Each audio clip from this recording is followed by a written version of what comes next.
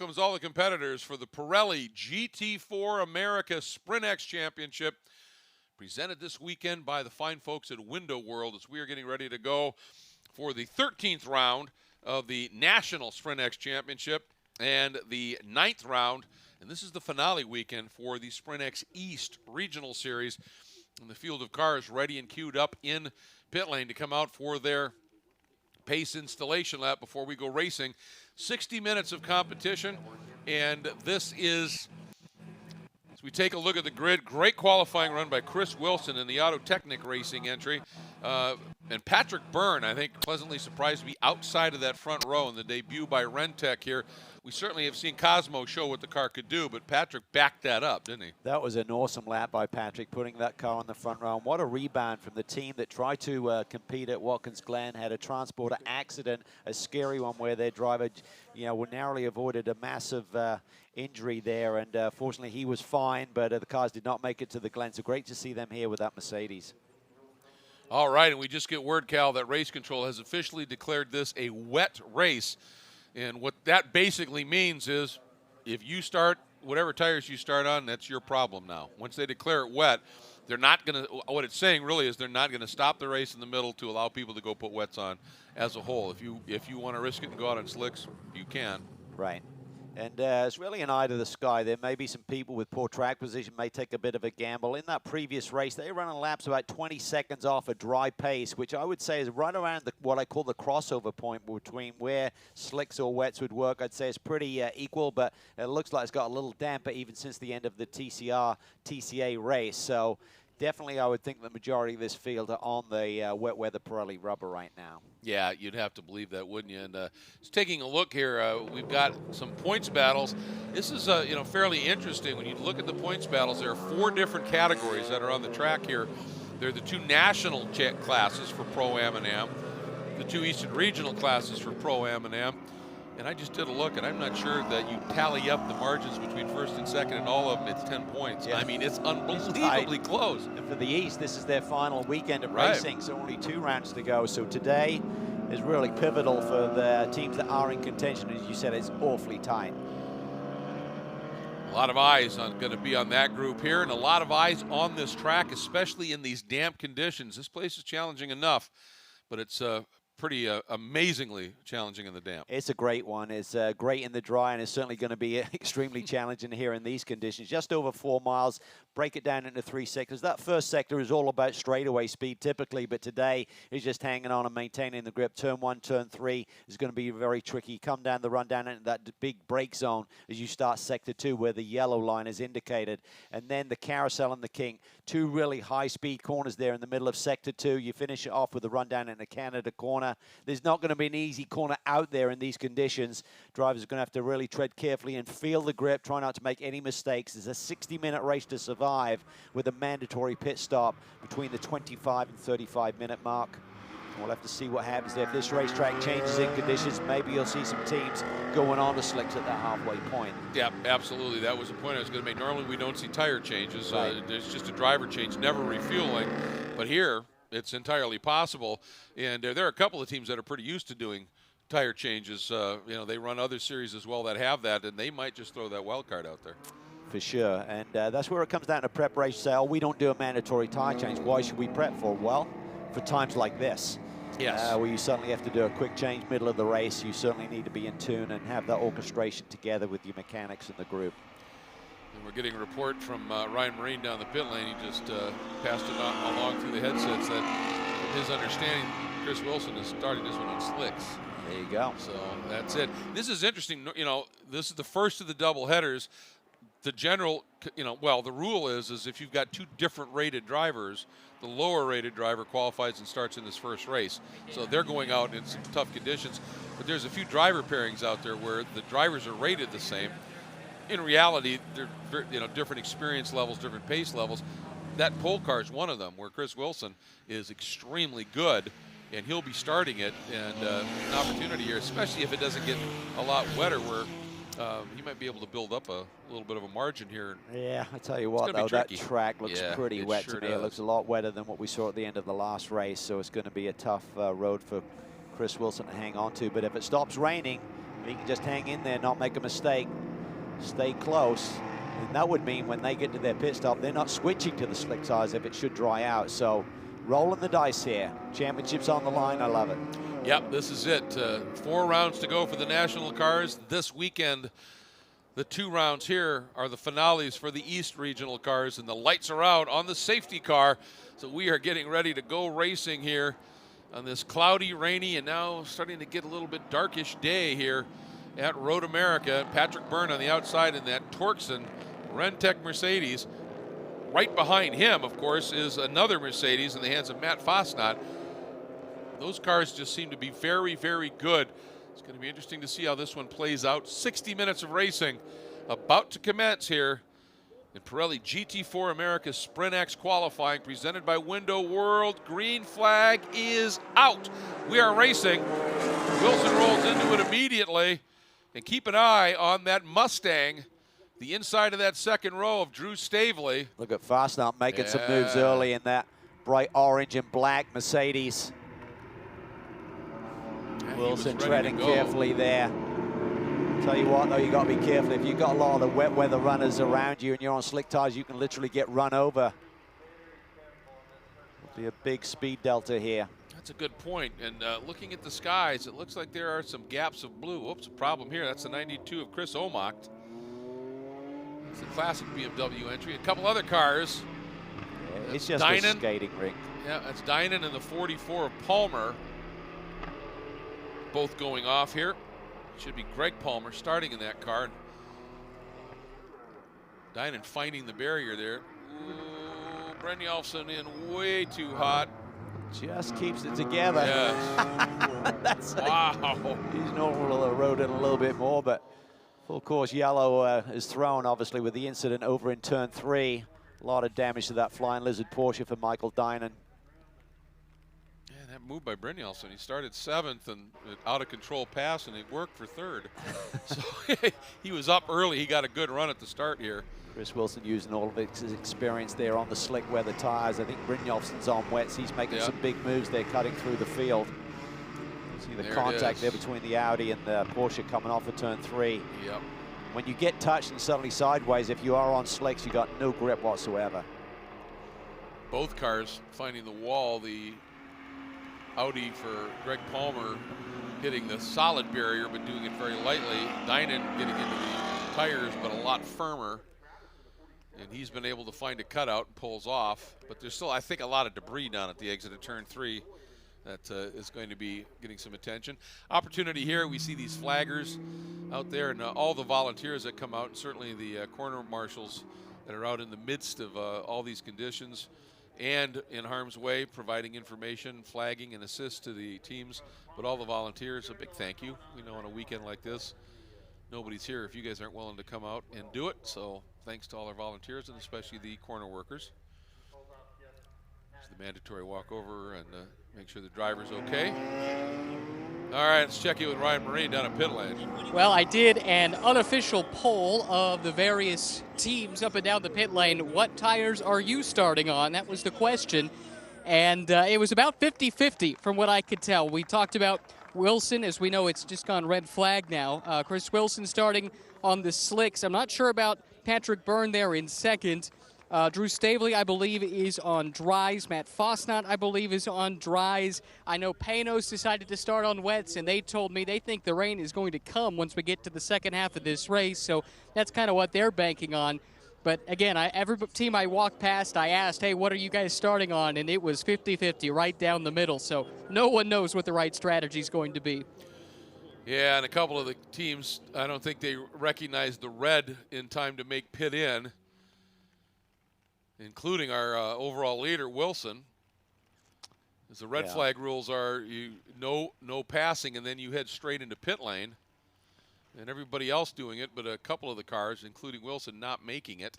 Well, it's bizarre because we got red flag conditions, but the pace car is rolling here. Yes. So a little bit bit of confusion. confusion. Yep. I'm not sure what the red flag is for, because if they declared it a wet race, you can't just throw a red flag and allow teams to switch tires, because you essentially should be under parc ferme conditions. There is one thing that comes to mind that might have created this is if there's lightning. Okay. There's a certain requirement within miles away with lightning. So, and if you're at red flag, you're not supposed to be changing tires. Unless there's been a team message to the stewards that if you're on slicks, you can switch over. But this, to me, would be unfair on the teams that did elect to start on wet tires and got it rain.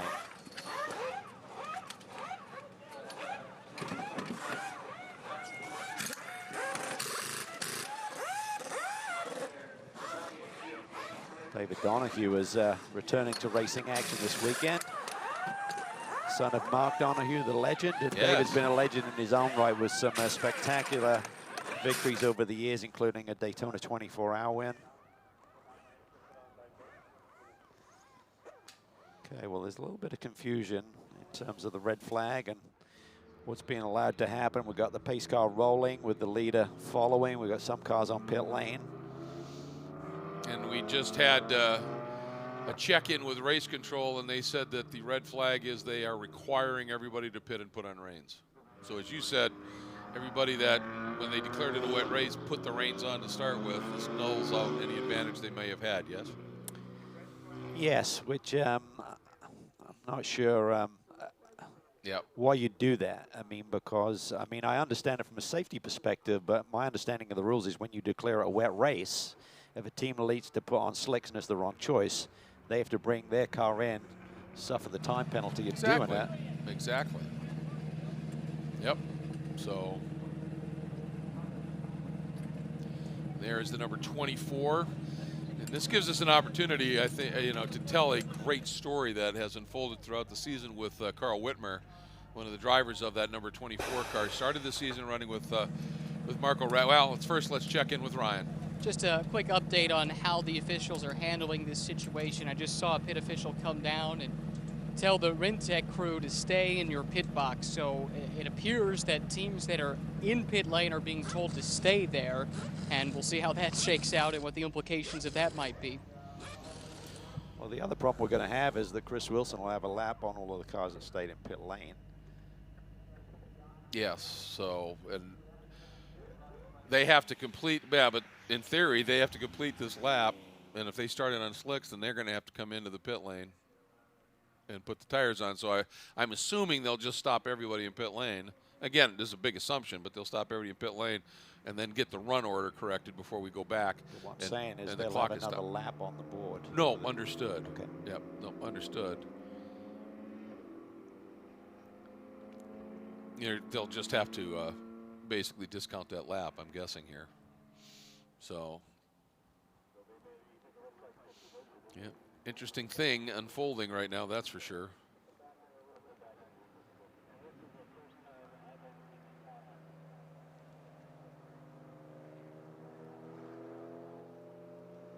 But what I was getting at to the story about Carl Whitmer, those of you who haven't been with us all season long, he started with the season running with the Precision Driving Tech team of Marco Radisek, and they'd put themselves into a point lead in the Pro-Am East Championship. And Carl, of course, Canadian, was ready to go at CTMP up in Canada, just pumped. It's his race, his track. And there was a problem for Marco and the team, and they couldn't get into Canada. And Carl was just beside himself, obviously, leading the championship, not able to run at his home race. Frank Gannett and Ian Lacey heard about it, and they said, well, you know what, let's enter our car in that race and at least get you some points here. They ended up having a pretty decent run, and Frank said, well, let's keep this going. And then, to their good fortune, Ford was paying attention and liked what they saw, and they said, well, yeah, let's do that. So they went to the next race, and they did okay again. And after the Glen here, Carl's still right in the hunt. He's leading. Yeah, 2 points. And Frank Gannett, being the kind, gentle, humble soul that he is, he said, look, I don't have the speed that Drew Stavely does. And Drew is an Am as well, so it keeps your Pro-Am. I'm going to put you guys in my car and let you go after this championship. That's just class.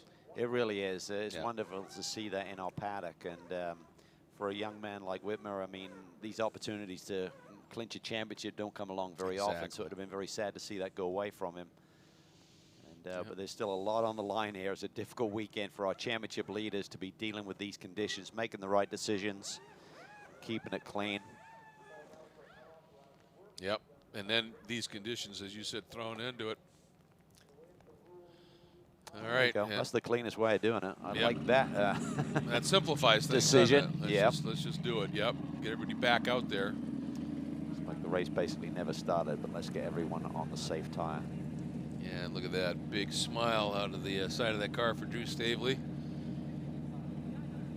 Going to the front, he says. I love it. He's got a good smile. He does. He enjoys his racing. He's one of those guys you meet in the paddock, and when after you're done talking to him, you walk away and you realize you're grinning. Yeah, and you talk about what Frank Gannett has done for Whitmer. Think about what he's done for Drew Stavely. Yeah, absolutely. Looking at 2 consecutive champions. We believe he clinched this morning. Yes. The Sprint Am class championship to follow up on last year's victory. So, yeah. Because last year he won the SprintX Am title. So yeah, very impressive. He's just a shoe. He's a shoe. So if you win 2 championships back to back, does that then say no? Now you're a pro-am. Now you're going to bump you up a grade. See what happens. I mean, he's proven he's got that speed. I think there's no question. I'm not trying to jinx his career or anything here.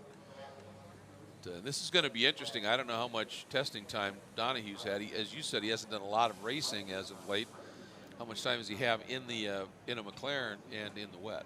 Yeah, difficult day yesterday when they got on track for the very first time. He had a suspension issue that spared him off the racetrack in turn 6. Not a ton of damage, but enough to miss the second practice session yesterday afternoon. So they went into qualifying this morning relatively cold. Yes. And David put together a pretty decent lap. So I think he'll have the experience to really make some moves here and potentially get this car in a good shape before he turns it over to Jared Andretti.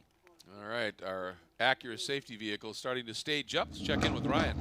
Just behind me, you can hear it, the Ian Lacey Racing Mustang you guys were just talking about, just fired up and pulled away.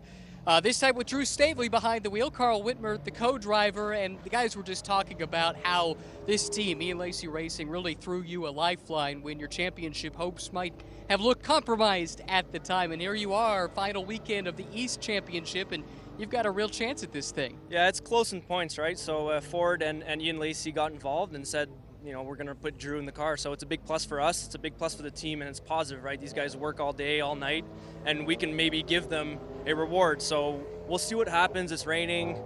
I don't know. I'm hoping for the best. So. Have you driven a Mustang in the rain before? I have never driven any rear-wheel drive in the rain before, so this will be new to me. I am Canadian, so we are used to the winters. I'll adapt pretty quick. So you're going to be falling back on experience driving on ice on the street then? Correct, yeah. Yeah. All right. Well, what are you wanting to learn from Drew during his stint to try and prepare you when your time does come? Drew will be communicating with Zach, our engineer, quite a bit. Give us some tips. Nothing overwhelming, just tidying up certain corners, certain turns that may affect the handling or performance. So a lot of feedback, but not too much. We want him to focus, and then I'll get in and do my work. Well, you go stay dry somewhere. It looks like it feels like it's getting wetter than it has been so far this afternoon. Good luck as well. Thanks, Ryan. Appreciate it. Yeah, it's a really cool story, and you know, he's there's a number of Whitmer brothers, and he's one who kind of came to racing late. He did a little, but he was an exceptional hockey player and ended up playing pro hockey in Europe. But then came back and said, I want to do some racing. And it has shown. To, right? You can't have that name and not race. Exactly, exactly. And he showed that it truly is in the genes because he's good. No question about that. And they're wonderful kids. They are. Testimony to their mom and dad and how they've been brought up. Great race car drivers, but just great personalities, very respectful. Yes, and fun. Yeah, I think everyone really enjoys all of the three brothers. Yep. I mean, a couple of years ago when they were all racing at some point in the paddock and going and visiting with Dad and Nick and Carl, it was just hilarious.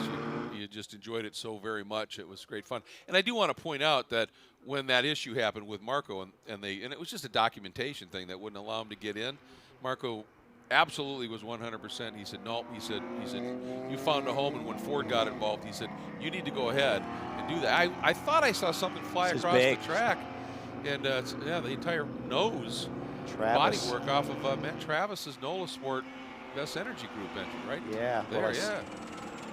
You hear team dragging. Is second in the points coming in. Started the year with 5 consecutive victories. Suddenly that championship lead got away from them with Drama at Watkins Glen, and now further drama here. This had to have happened once they left the pit lane. Was there some sort of stack up? People weaving around and whatever? Yeah, because I saw the piece of bodywork fly. I thought it was just a piece of debris off to the side of the track, but the Porsche is a wonderful race car, but is very vulnerable with those front radiators set up on those. So if it's just lost a bit of the bodywork, maybe not too big a drama, maybe lose a bit of downforce, but if it's got into the rads at all. Well, I thought I heard, as it went by one of our camera stations, I thought I heard a dragging sound like that splitter has dropped. Let's have a good look at it here. Maybe not. Huh, interesting though. Not sure how that may have happened. But as you said, this could very much compromise things here. Here we go, lights on still on. The reason is I think I saw a tilt bed over where Dynan had parked the car. Okay. And they had that car up in a tilt bed. So that may delay this a little bit. May have been one of those times just car was tucked behind the barrier, just let it go. But I think they thought this might be a longer period. Yeah, here it is. This is one of the. There's that piece of bodywork I saw flying. Yeah, I saw that fly. Is that from Travis's car, or was that? It was definitely a yellow Porsche, but I wasn't paying attention enough to know which one it was. No, exactly. I thought it was one of those interliners. So on the Marine sweep, the run down to turn 5. Yeah. This is exit turn 3, obviously, where Michael had his moment. I think this delayed start was because of that piece of debris on the track. That flatbed with Dynan's car was well off track and protected. So it's going to be interesting to see just what Matt Travis can do and how wounded is that car? Is it effective? And Donahue right behind him. Brynjolfsson. There's the red Panos, the number 51, Calvert and Keegan, who are right in the throes of a huge battle in the National AM category. In the SprintX Pro-Am Championship, Leah Fusion Quinlan now lead over Hart Travis. We talked about their drama at Watkins Glen, drama here today.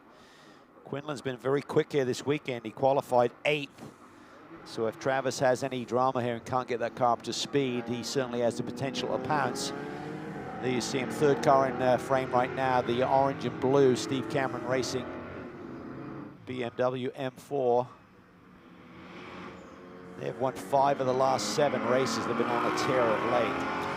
And Ryan, we've been speculating as to what may have happened to that 47 Vest Energy Group Porsche. What's up? I got the answer for you. They were involved in that incident that brought out the red. Apparently the car, I guess it must have been the Dynan car, came back across the track and took off the front of the car. I did ask them, hey, are the wheels at least pointed straight? And they said no, but we do have radiators, so we're going for it. Well, at this point, it's championship time, as you said, Cal. Thank you, Ryan. Great to get that information. And, yeah, Matt Travis is just going to have to dig deep. World's fastest accountant. He's got to find it here. Have to sharpen his pencil. Yeah, absolutely. Well, the good news is, in these conditions, the perfect alignment is not probably that critical. Might help you generate a little extra heat. Never know. Stranger things yeah, happen. Absolutely. It was magic.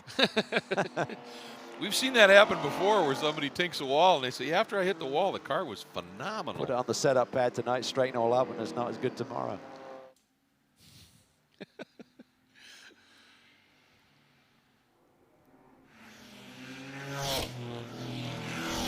Now we're looking for the green flag this time, as and they are out circulating around. And the clock has been counting down.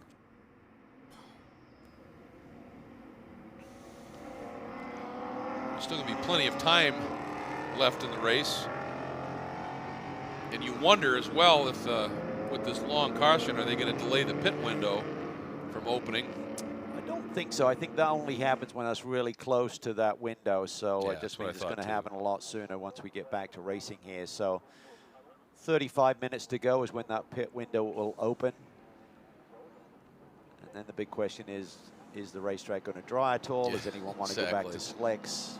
Probably not, unless you're just absolutely burning this weather rubber down.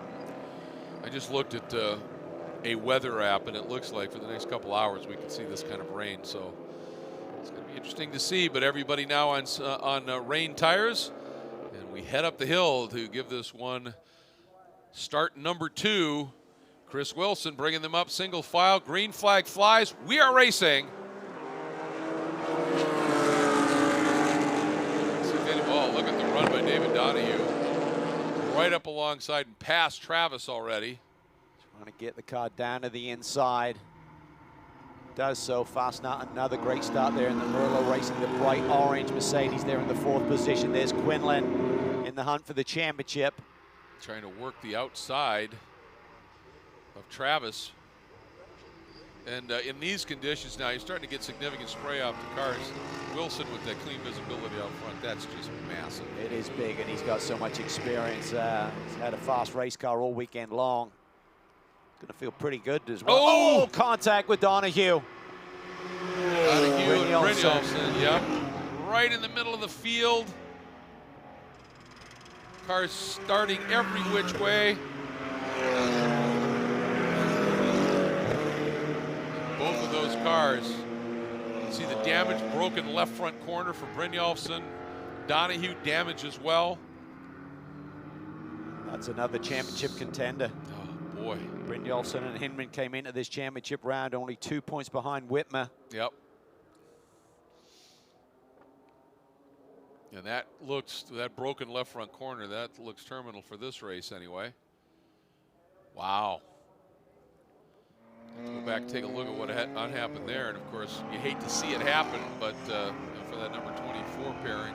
Grip level's one thing, then you got visibility issues as well. Exactly. How the car's effective with, you know, what you see is, you know, we can see the cars, but can the driver see out the windshield in terms of fogging and stuff like that? There's Alan Brynjolfsson. Good news, he's out and okay, and the door opening looks like David Donahue is getting out under his own power as well. Well, we'll see who points the finger at who. Yeah. Having a discussion about what unfolded over there. I think there's a difference of opinion, not Yes. too contentious at this stage. But for this Vault Racing team, they came in here with one agenda, try and clinch this title, and it's going to be tough to do now. Let's take another look at it as it develops. Okay, they're side by side through 3 here. Wilson around the outside, going to accelerate down this straightaway. This part of the racetrack doesn't stay straight, it starts to kink.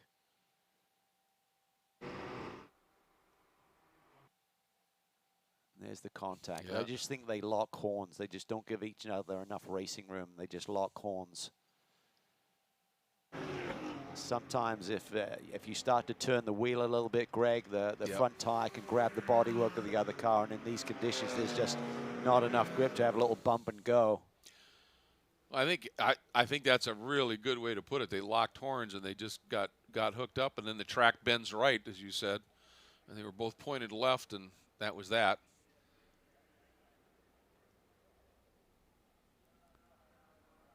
Well, tough return to racing and tough debut in this championship for David Donahue, but driver with a tremendous CV.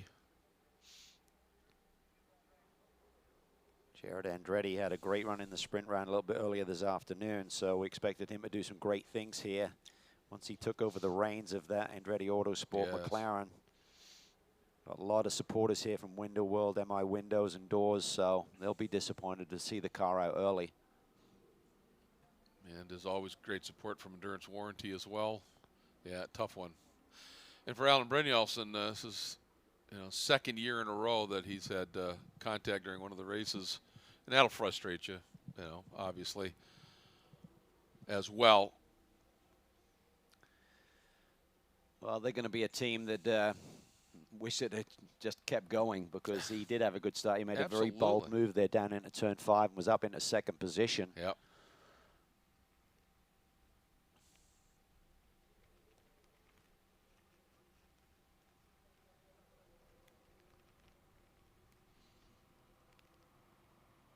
So the field right now, as they work through, obviously everybody tiptoeing through. And the one thing that caught my eye as that incident was unfolding was, I think it was for, I can't remember which, I think it was for Collingwood, when Donahue, that looked like that McLaren was going to go off to the right side of the track, left of where it sits right now.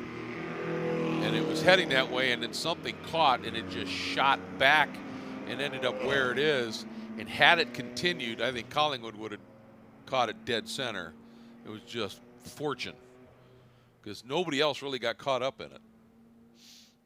Yeah, watch this here now. And there's the incident.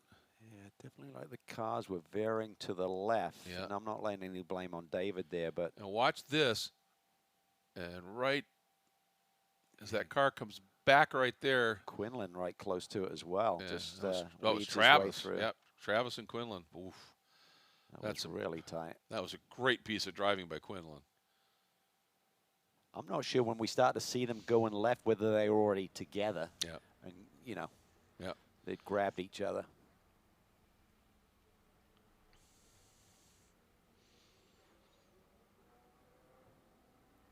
So the RA safety team put to work once again. Fortunately, they are the best. They get these cars cleared up remarkably quickly here. I'm feeling that may have been the right front tire of Brynjolfsson, maybe getting into the rubber of the left rear corner of the McLaren, yeah. just based on what David was kind of pointing at. Like he felt a bump in that left rear corner. And just didn't give each other quite enough room, unfortunately.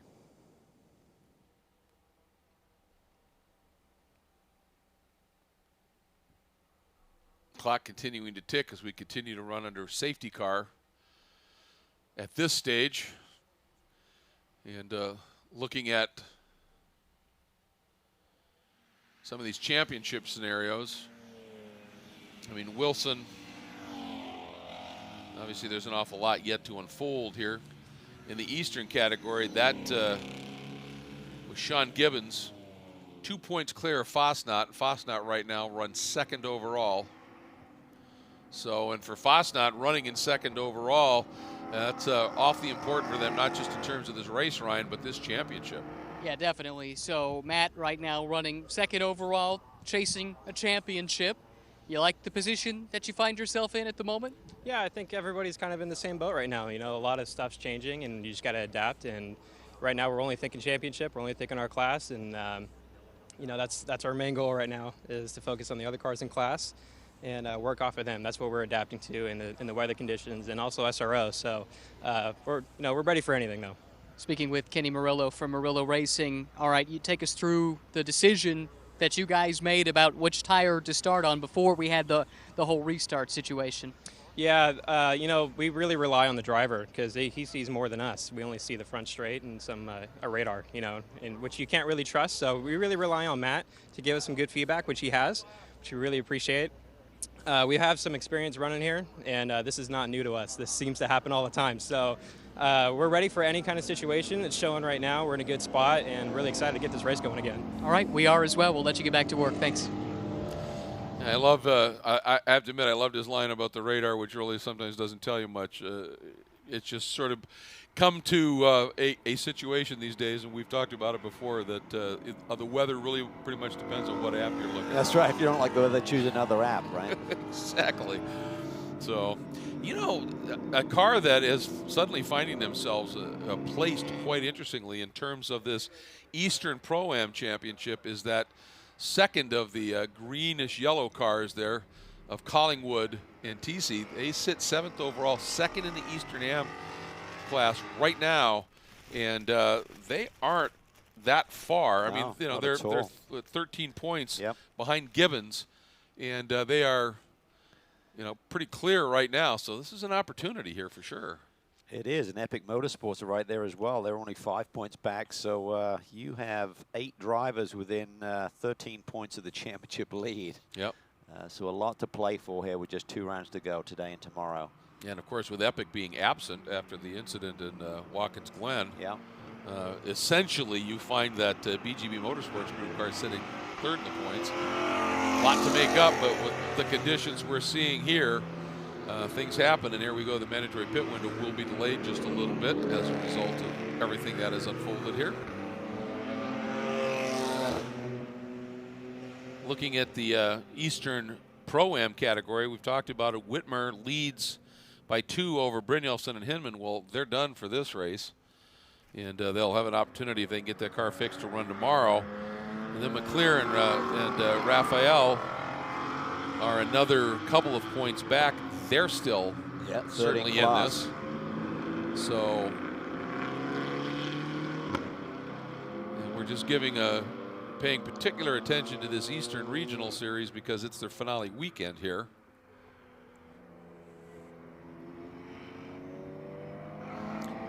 Again, in the National Championship, Leofoge and Quinlan have a stunning 1-point margin over Hart and Travis.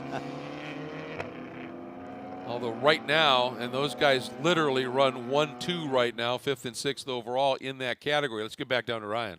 Well, you guys were wondering about the Brynjolfsson-Hindman situation. The good news for them is they do have that separate chassis that they run in the sprint races. So I did talk to Mike Johnson briefly. He didn't really want to stand and talk for too long for obvious reasons, I think. But when I asked about the car and the repairs, he said, well, we got another car. So that's the good news there. One extra little twist for you, weather-related, because we needed that in this race. It is dry. It has stopped raining here on the front straight, so we know everyone's on wets. The track will stay wet for a while, but at a certain point, that's not going to be the case anymore, and then what do we do? Boy, I'll tell you, I mean, that's a really good point. Obviously, everybody was forced to stop, put reins on. Now if it does stay dry, and again, they're delaying that pit window. You read it, and like Kenny Murillo said, if we have to, we'll be ready. Yeah. And, you just have to bounce, right? You do, and you have to be prepared, though. I mean, making those decisions is a lot easier if you've prepared yourself for doing a quick 4-tire change. If you haven't done one in a while, it's like, ooh, yeah, don't want to go down that road. Could get ugly. Yeah, absolutely. So once again, just a great job by the Road America safety crews. They've got this cleared up, and with the help of those volunteers, see all the flaggers out there. Get a big shout out to them, and I have a feeling that we may be able to go back to green this next lap. The way they've got that area cleared up, that would be good.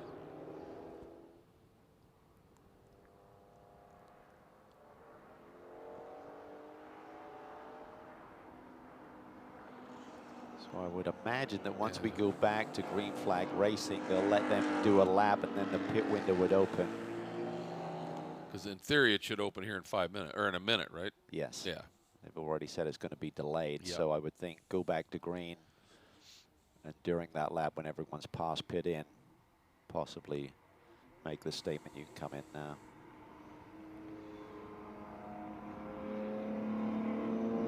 And even though it may have stopped raining, there's still, you can see that bit of spray coming off of the tires. So as Ryan alluded to, it's still definitely damp. The Acura NSX, our official safety vehicle, bringing the field around here. Hopefully looking for that restart coming up.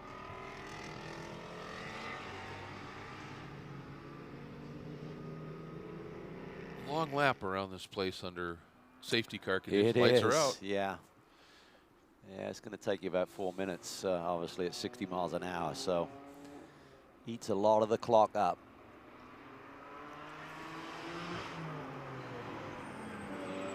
It's really going to be interesting to see for that NOLA Sport car, especially if it gets a little drier and the speed picks up a little bit. Just what's the handling? What's it doing? I'm sure they're pretty happy that they're not having a race under green flag conditions right now, because if they are in trouble, it's going to be less time to work with. But I think if it dries up, I think to your point, then the setup becomes more critical.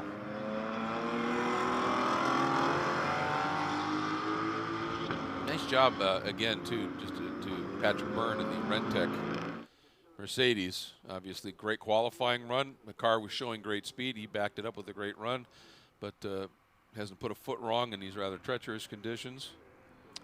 Yeah, he and Guy have done a lot of global racing very successfully.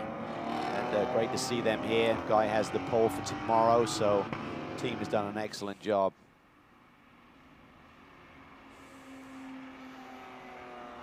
We just got confirmation from race control that during the pit stop, if they elect to go to slicks, they're more than open to do that. So no issues there.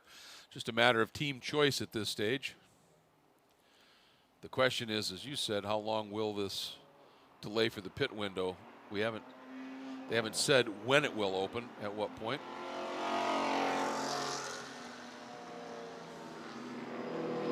And we just get clarification on that, and it's exactly as you called it, Cal. The pace car will come in, they'll complete the lap. Once everybody starts it, then the pit window will open. So, which makes sense. That's a fair way to do it. And there's, you know, there'll probably be a delay, but you got 92 seconds to work with on these pit stops. So I'm not sure the track's going to be dry enough for slicks, even though it's drying right now.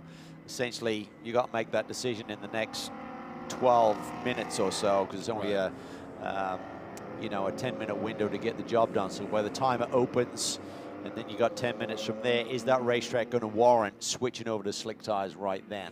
Yes. But if you're going to do it, you want to do it then. You don't want to be pitting a couple of laps later and doing under green flag racing. You're coming down pit lane, you lose 46 seconds, make the decision, go with it. You may have someone deeper in the pack go roll the dice.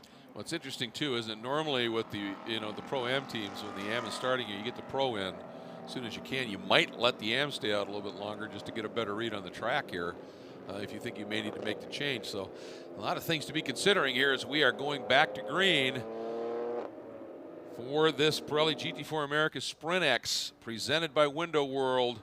13th round of the championship on the national level, 9th for the Eastern, and we're green. Chris Wilson for the umpteenth time today. Leads the field back to green. Hustling it down into turn one, opening that margin up a little bit over Fosnot. And this is the fascinating battle. The two championship contenders run nose to tail. Matt Travis in the 5th position. You see him coming down the hill in the yellow and white Cayman, and right behind him is Sean Quinlan in the orange and blue Steve Cameron Racing BMW. That is the battle for the SprintX Championship. Just incredible, isn't it? And in the AM category, you got Preston Calvert, the number 51. And the guy that he's racing right now is Chris Wilson up at the very sharp end of the field.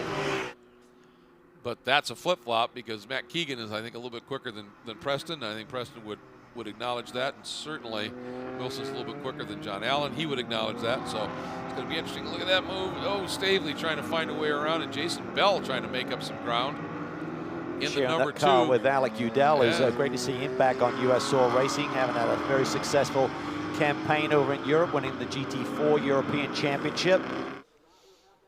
First American driver to do that. That's pretty special to see. And look at Stavely working over Byrne. He got to the inside here, and Travis is going to try and follow him through.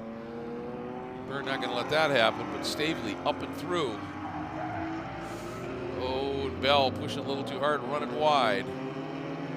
Down into turn 8. A difficult angle there to try and blend back with the traffic. Fortunately, just had enough room. No one too close to him.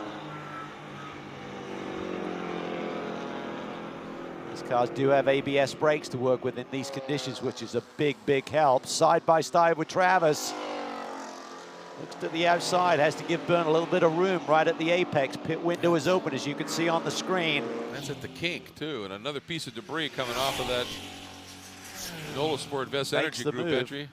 I think you're right. I think we're hearing some scraping when he goes by our cameras. And pit window open, as you can see. Here's Derek DeBoer, the number 17. And he shares with Gibbons, getting a nice run on Quinlan. Yeah, Derek loves this racetrack. A couple of years ago, he was sensational here. Grabbing the victory. All right. Who does what here?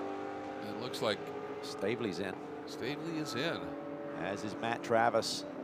So you'd have to think all of these teams making this call are doing it to get the pro in. If you are in a definitive Pro-Am lineup, some of the drivers are equal grading. But if you're coming in right now, I'm guessing that you've made the decision you're going to stick to the wet tires. I think if you're thinking about going to slicks, you'd stay out a little bit longer. Exactly. And make the move. That was, yeah, exactly what I was getting at. And I wonder if Stavely's got a lot more experience in this car and probably has, you know, more wet experience. We heard Carl earlier say he's never driven anything rear drive in the wet. I wonder if they're bringing him in early, one, because they think we're just going to stay in the wets, and two, to give Carl more time to get used to it. Yeah, and I think, you know, there's always potential for a yellow, too. So get him in there, get into the groove, get into the rhythm. Championship on the line, Ryan. That's right. It is that critical time here where the pit crews go to work. It's just a driver change, remember, and we have the possibility perhaps of teams electing to get off the rain tires and onto slicks. But down in my area where I'm stationed closer to pit in, none of these teams are doing it. Stephen Cameron Racing, this is Sean Quinlan, Greg Leafage driving duo has been the dominant driving duo, it seems, in this championship as of late. Behind them, the Rentec Mercedes of Patrick Byrne and Guy Cosmo. Quick pit stop for them. They came in ahead of the Cameron Racing BMW, so no surprise to see them go. And now the Cameron BMW back underway with Greg Leafage behind the wheel. All right, and Whitmer as well blends out, tucks right in behind Cosmo, who tucks right, who gets just nipped by Hart. Stop. Yeah. 92 seconds is the minimum. Patrick Byrne to Cosmo, 92.1. Wow, beauty. That's sweet. Tremendous. Yep. Travis, right on the money. 92.05. That's up in the ante. Yeah, that was nice. And Try I mean, beating that. he snuck out in a big hurry here. So Wilson's staying out. And Wilson just doing everything he can to build a little bit of a margin here.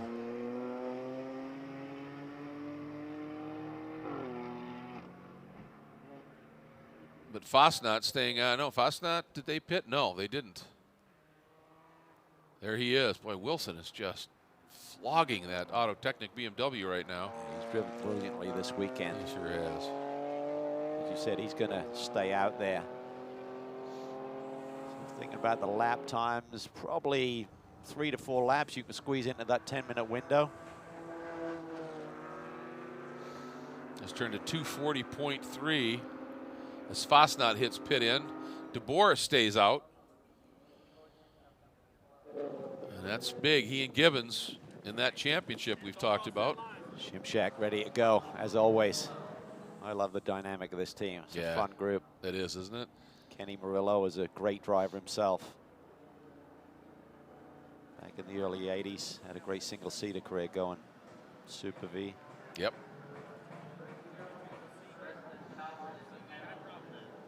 Christian, look at the eyes. He's watching. He's pretty chill. He is. Waving at his co-driver.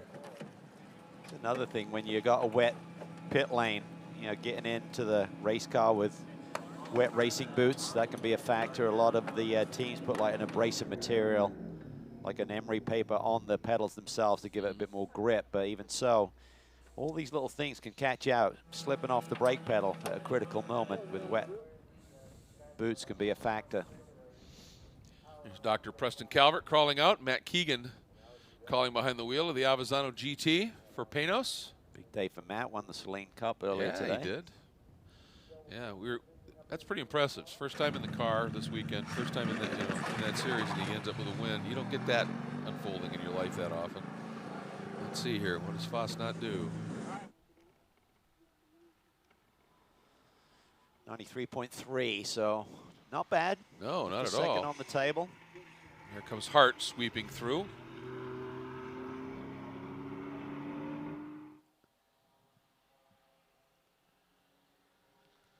With Fosnot stop, Wilson, last time by, had an almost 15-second margin over Derek DeBoer. Let's see what happens this time. I think he could probably squeeze another lap, but I don't think he could do 2 more to be within the window. Okay. And I'm certainly not seeing Chris hunting for dampness anywhere at this stage, which tells you the track's still pretty solidly damp, I would think.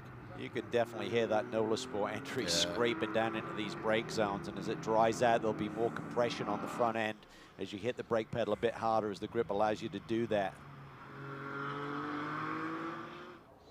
All right, Wilson's in. So he ducks in. Interesting to see if Derek DeBoer does the same. Everybody else has stopped. You know, Kevin Buckler is going to be on top of any edge that he can give to Sean Gibbons, who's the championship leader right now, partnering with Derek DeBoer. They haven't been the partners all season long. That's why they're split in points.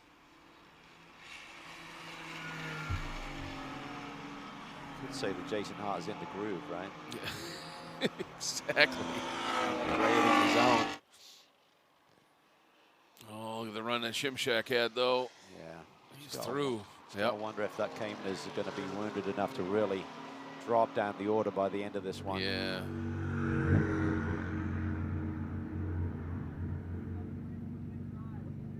Leader on pit lane as the rest of the snarling pack is heading down into Canada corner.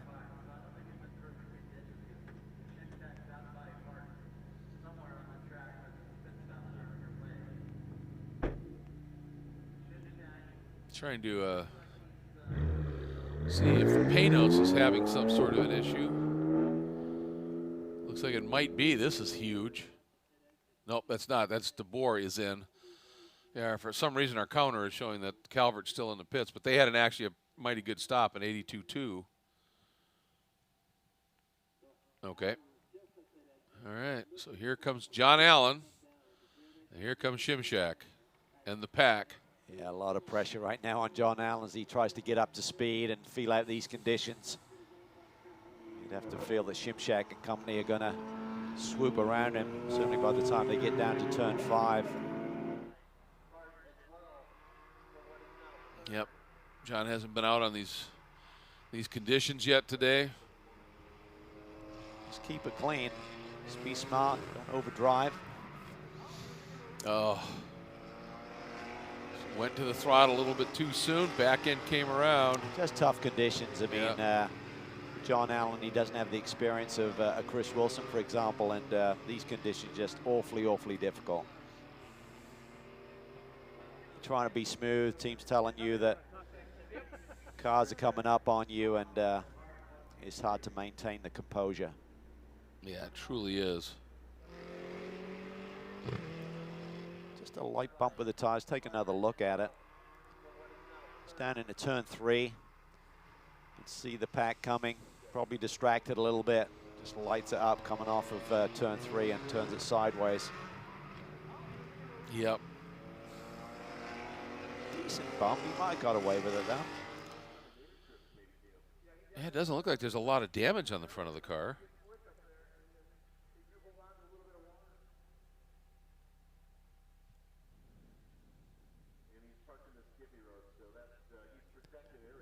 Maybe a safe place if he can't move to just sit the car there and not go caution again. Absolutely, and again, they came in here 6 points, he and Wilson, off of Calvert and Keegan. All right, he's got it going again and is trying to regain here, but this is going to put them way down the order. So now this is going to be fun. Shimshak and Guy Cosmo. Yeah, this is going to be great. These Mercedes are really strong here. I believe they'll be good in these type of conditions as well. Really got to be careful as you accelerate out of Canada corner. I always found that the way that the asphalt is laid in lanes, it can really make the car squirm coming off that corner in the wet. As we're watching these two go at it, Cosmo's teammate, Patrick Byrne, great opening stint, Ryan. It was. Had to brave the mixed conditions out there, Patrick. So Guy's behind the wheel now. What kind of conditions is he dealing with based on what you experienced? Yeah, it was, I mean, really slick out there, but it's mixed conditions. We're on rain tires, and the whole field's on rain tires. We restarted the race on rain tires. So you really have to play with it, but on throttle, we're pretty good. We're pretty good on throttle. It seems we're on high traction control because of the rain, but under braking's the big one, and all the field's trying to figure out your braking points because they're changing drastically depending on where it is in the track. So that's the one everyone's playing with. But yeah, Guy's doing a great job. He's already up a spot. We had a flawless pit stop, thousandth or 100th of a second over which is absolutely perfect. The boys are doing great, and it should be a good race, although we wish that it was dry conditions because we like racing harder in the dry. Understandably. But one story I did want to touch on is the fact that you are with Rentec this weekend. You were supposed to be at Watkins Glen, and circumstances conspired not to make that possible. So first of all, just an update on everything that took place from there and in between Watkins Glen and today, and then how things are going now that you got this program going the way that you had intended. Sure, yeah. We wanted to be with Rentec here for Watkins Glen, obviously. The trailer had a crash. The boys at Rentec tried all they could to get the car there. The toter was totally destroyed, so they have to get a new trailer, new truck, get them here.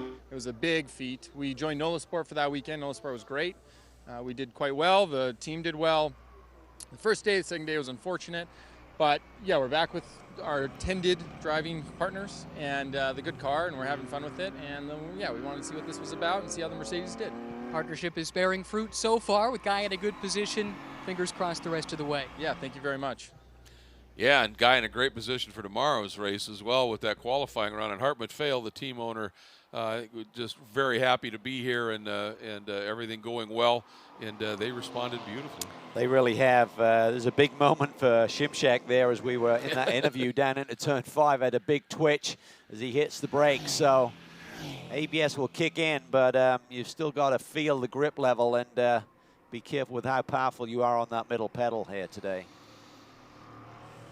Cosmo running a little wider line through Canada, a little more rain line approach to it, it seems.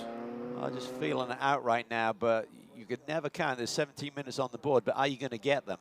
Yes. You know, you're getting to that point in a race, if there's another big incident, are you going to see much green flag racing? So that's one thing I always try to tell myself. If you're close enough and you can make a move, don't always believe there's going to be all of that time left to make it happen. Yeah, very good point. Very good point. And I'm impressed. Jason Hart in that wounded number 47 Best Energy Group NOLA Sport car, hanging right in there in third. Doesn't quite have the pace to match these guys, but doing a nice job. But look at Lea Forge. He is coming after it now, and he may be alongside Hart. And that is big in the National Pro-Am category here. Behind these two, the points battle for National Pro-Am. Look up in the background. He got him. Yeah, and that is significant. Yep. Because they have the lead in this championship by a single point, so every position counts right now. It's going to make it a 3-point lead as Cosmo starts to put the pressure on, and this is where Fastnart had a problem on the previous lap as he jumped on the brake pedal for this turn 5. All right, side by each, down into 5. Cosmo just recognizing, oh, I wasn't clear enough. Cosmo pretty savvy, tucked back in. He looks super smooth right there, just sitting there, weighing up the competition. Where can he make a move? Alec Udell just picked up a spot. Now 6th overall, 3rd in the Pro-Am category. They're taking over from Bell, chasing McAleer. And not too far adrift.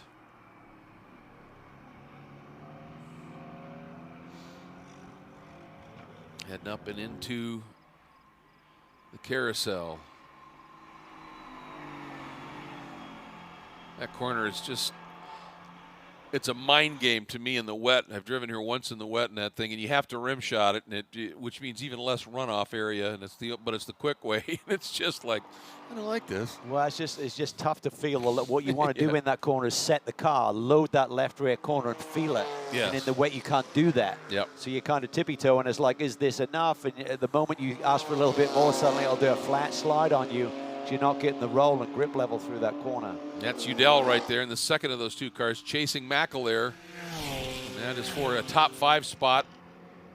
And it is, McAleer is East Pro-Am, Udell running National Pro-Am here, but nonetheless for an overall position. And up front, it's 15 minutes for the Shimshak. Well, getting back to the East Pro-Am Championship, we've seen the problems with Brynjolfsson today. Whitmer has a 5-point lead over McAleer and Raphael, and right now he runs behind him. So that lead will be trimmed a little bit as well. Absolutely. So many different battles going on here. And as we're watching this one continue up at the sharp end of things, the two Mercedes dueling it out. A great story unfolding. Interesting story, certainly for NOLA Sport. Yeah, not the way they drew it up. I think it's safe to say. Jason Hart driving now, Matt Travis joining me.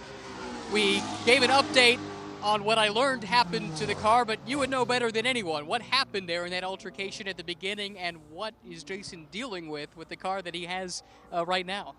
Yeah, not exactly according to plan, Ryan. Unfortunately, somebody got sideways on the outside of 3, got into us, sort of ended up the middle of a unfortunate sandwich, and it took most of the front end off the car. Thankfully, miraculously, the radiators are holding.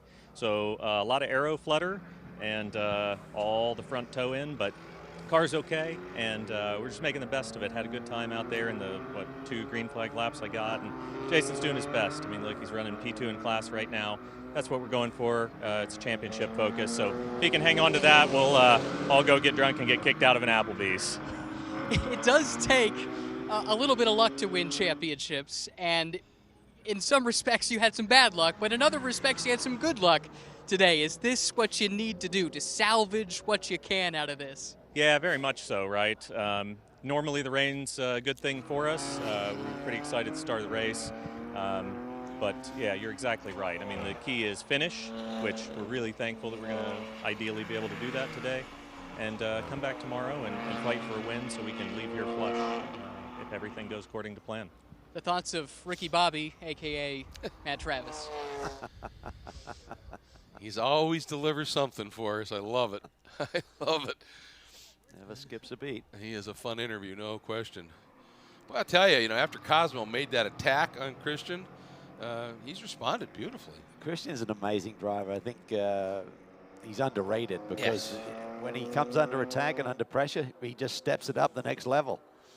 Yeah, he really does. I mean, Guy Cosmo is a really good, seasoned, experienced, fast GT driver, and to see him in this Rennsport car that's obviously got pace this weekend, and Christian is just holding him at bay right now. Yeah, it's impressive, no question. And getting a report that the 92 of now Toby Grahovic behind the wheel had some sort of violation during the pit stop. They'll be doing a drive-through if we happen to see that. And yeah, it's interesting. Yeah, Hart, they talked about it. He said, Jason's running second in class right now, but the problem is the guy they're running second to is Leafoge, and he is the point leader by 1, admittedly. So running second is a lot better than running 4th, that's for sure, but it's still going to be a 7-point add to the Leafoge-Quinlan lead. 92 car Grahovic. Yeah. Yep. It was the, not sure what the violation was, but something went wrong in their pit stop, apparently. Cosmo. He looks more comfortable down there. I think that big twitch that Christian had a few laps ago has made him ease into that brake zone a little bit more, probably.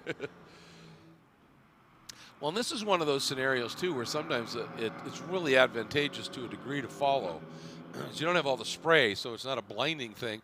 But you can see what the guy's doing in front of you, and if it looks like he could have carried more speed, you can try it, right? Absolutely. You can gauge off what the car's doing in front of you. Similar cars if you're handling in a similar way today. So he looks good. I can do the same thing. If he has a little twitch, okay, back out of it a little bit more. But it's all about feeling the grip and loading that left rear through this corner in these conditions. You have to be brave. Yeah. Just got to have a really good feel for that car underneath you. Oh, look at this little duel here. Boy, Alec Udell is flying right now. He's just gone around McAleer. Yep, got through and is now, that will put him up into 5th overall. Well, it's last summer's day and where he's been racing this summer.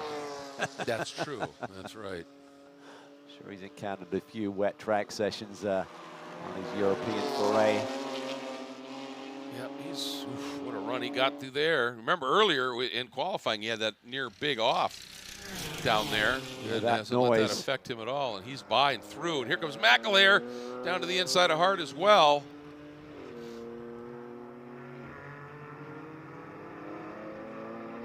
When this is big because Udell running in the National Pro-Am category, and that means Hart will now be 3rd in that category. That's an even bigger point swing. It is. It's a big swing. I said 10-point swing from 1st back to 3rd.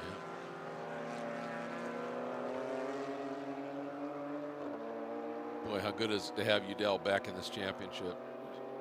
I love what he's doing now, just spreading his wings. Yeah. He's such a talent, and was going through a bit of a lean patch with some programs that he had lined up, didn't quite come together, and that's difficult to pick up the pieces. So I'm really pleased for him that he went over there, got some attention, won a title, and he's got a big GT3 test coming up here in the next month or so with a top-notch team over in Europe. So good opportunities ahead for him. Yeah. He actually, from what I understand, has to go back and do a couple more races in Europe and make sure that his license grade is where it needs to be. That's for the ring, I think. He has to do 2 VLN races, and you have to do that to get your license to be able to compete at the 24-hour race next year. Boy, talk about one of the great races if you have an opportunity to do it, for sure. But, boy, he is just flying right now. 4th overall. Had a talk with Neville, the engineer for that team, and he said, I had to really beg Alec to come do this. He had a coaching conflict and a couple of things, and he said, we need you in this car. We need to get this thing sorted. You and Jason work incredibly well together, and they figured out a way to make it happen, and you're seeing the reason Neville wanted him here. Yeah, and he and Leofage, who he's chasing down right now, running very similar lap time, so it's going to be tough. Leofage obviously thinking about the championship. He's not going to want to give away any points, going to try and keep the hammer down. He's got a 6-second gap back to Alec Udell that we're looking at right now through the carousel. There he is. And there comes Alec. And Whitmer, just to update you on that one, sits 3rd right now in the East Pro-Am category behind McAleer and Cosmo. Now, Cosmo, of course, not in that championship. Yeah, it was a 5-point difference between Whitmer and McAleer and Raphael coming in, so they'll lose 3 points of that, so it's going to make it really tight tomorrow. Really tight. The unfortunate thing, of course, is Brynjolfsson and Hinman not finishing this one. They're going to suffer a big deficit at this stage. Yeah, because you got to do 75% to score points. They didn't do that today. And for Whitmer, never having, as he said, driven anything rear-wheel drive in the wet, even with TC and ABS, it's still a good learning curve, but he's doing a nice job. Look at Shimshak. He is stretching this gap up front. Now 2.5 seconds over Cosmo. So either the track is coming to him or it's coming to his race car in the setup.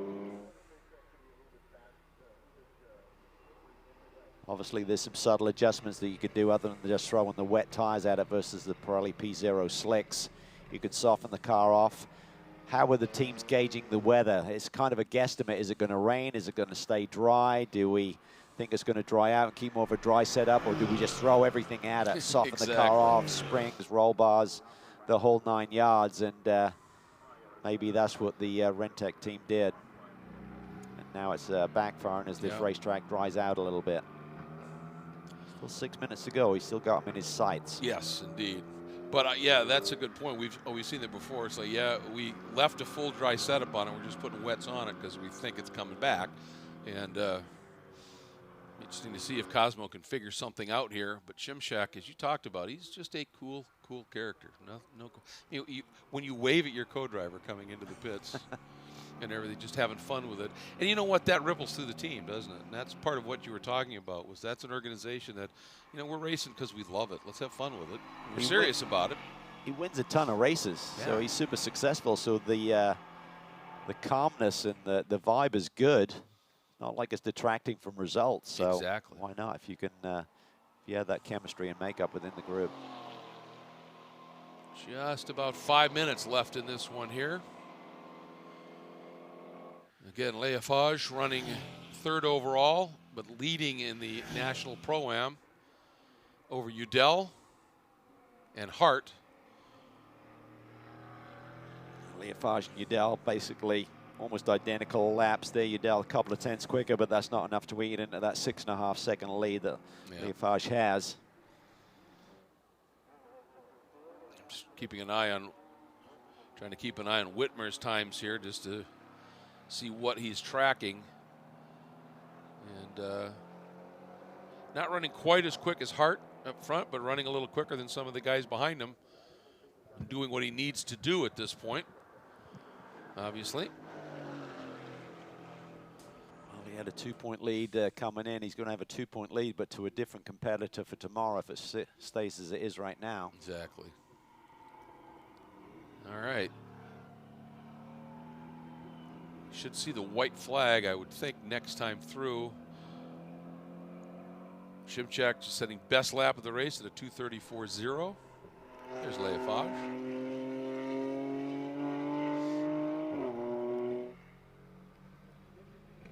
Racetrack definitely looks a little drier. Yes.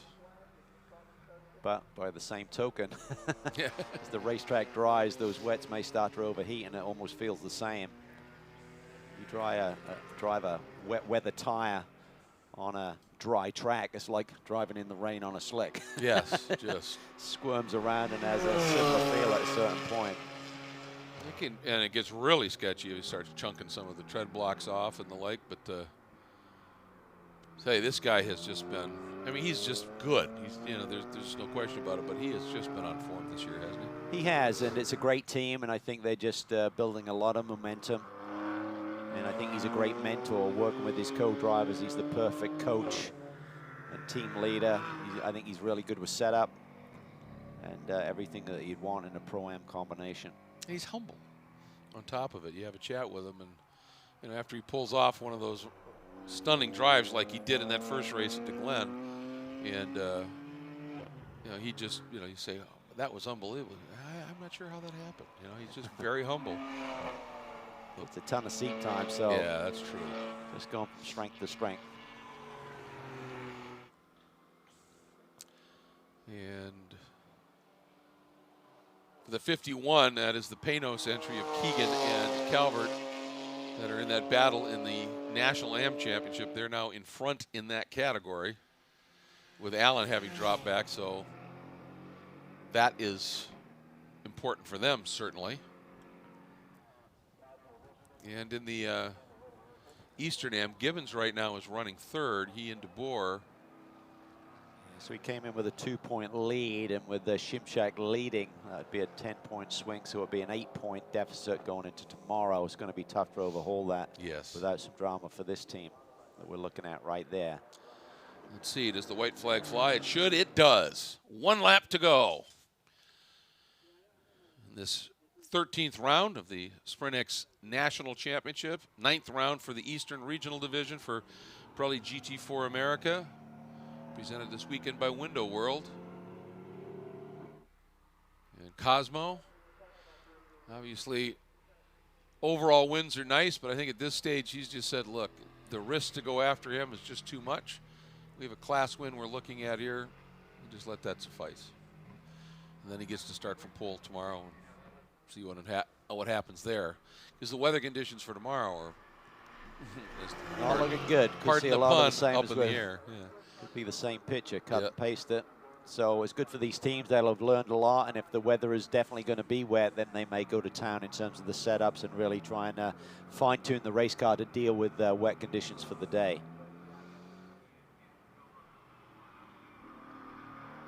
Murillo Mercedes up through turn 6. Heading into this very tricky turn 7. Just falls away. It's a quick corner. Shimchak, fastest lap of the race there on that last lap, so the track is definitely drying out and the racetrack is suiting him, but there's not much to choose between the two leaders. Cosmo only a couple of tenths off. Yeah. And they're definitely a bit clear of everybody else right now, with the exception of Alec Udell. He's in that window, but just running out of time. He's trimmed that margin down now to under 5 seconds, so he's chipping away at Leifage, but just started from a little bit too deep in the pack. Yeah, definitive dry line now. So team heads out towards the pit wall, just hoping Christian can seal the deal, bring it through the last couple of corners down into Canada for the last time. Nice and gentle. Brilliant drive. It really has been. Like you said, when he came under attack from no less a talented guy, Cosmo, he was able to find it and open that margin up again. That's a real impressive. deal. I mean, it's making a statement. It is, for sure. All right, through 14. Nice and easy on the throttle and head up the hill. And for Murillo Racing, Matt Fosnot and Christian Shimshak, another great finish on the season, another win for Mercedes. And it unfolds here at Road America. There's Matt, absolutely delighted as he comes by. Loving that moment here, and that huge, huge implications in the Eastern AM Championship chase. Cosmo coming through, second overall class win for him, and then watching as Leaforge comes through.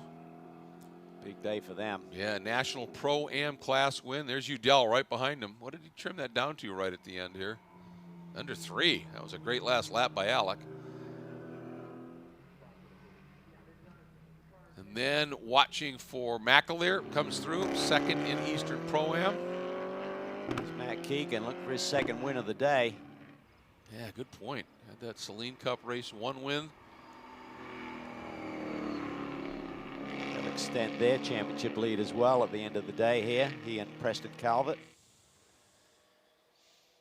Bit more meat on the bone for them, though. 3 rounds to go in their championship season. It's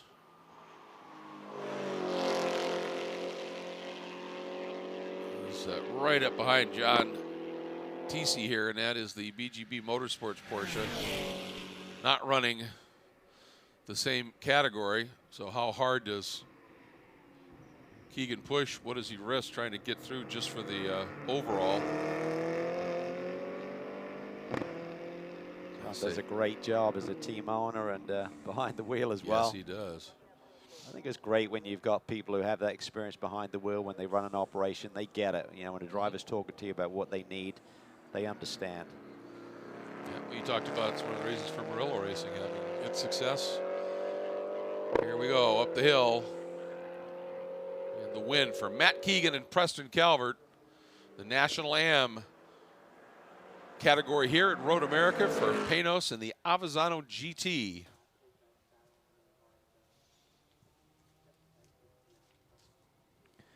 That was a crazy day. Whew, wasn't it? That one got a bit nutty, but at the end of the day, some championships tightened up for tomorrow. Eastern Division titles will be secured tomorrow. Lots to play for. Absolutely. And when it comes to what kind of weather are we going to be playing in, we have absolutely no idea. And that's going to make things really interesting, too, if you take a look at the provisional results here. But, yeah, and again, tomorrow will be the final race of the Eastern Regional Pirelli GT4 America SprintX Championship. So, championship day for those 2 categories. Big points implications certainly for the national tour as well. And here we go, our top 2 taking those beautiful Mercedes-AMG GT4 machines into pit lane and heading toward the victory circle area.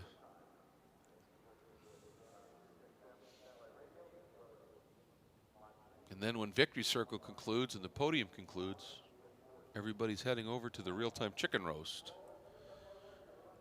We talk about that a lot because it's legendary.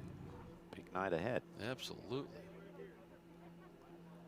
I think they do it for a reason on the night before the final day as opposed to after the final day, just to keep a little bit of control. I think so. That's exactly right. Yeah, Shimshak out of that car. Awesome drive, mate. Really was. Really was. Yeah. Always seems to show us something, and really showed us something today. He's going to get that helmet off, and Ryan is there to have a chat with him about, I'll tell you, his response to Guy Cosmo's pressure was just super. He's having fun in the moment here, and why not?